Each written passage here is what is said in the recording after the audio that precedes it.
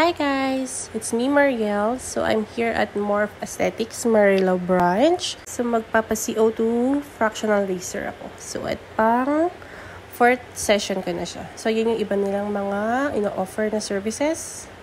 You can also check their Facebook kasi para mas makapag-inquire kayo.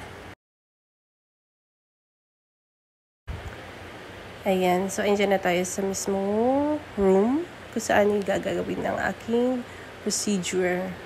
So yan, cleanin muna yung aking face. Hindi na ako nag-makeup yan, kilay and colorette tint lang. And then yan is the anesthesia, yung cream. So ayan, di ako magsasounds para marinig yung tunog ng pag-laser.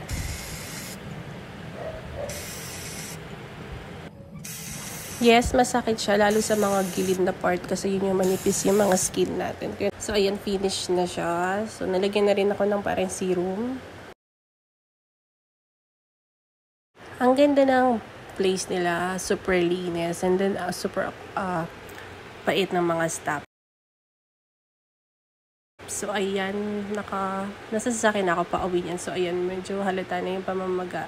Pero maya-maya mas makikita na yung mga parang marks ng pagla-laser. So, you can message their Facebook para makapag-inquire and makapag-try na rin kayo. Thank you! Bye-bye!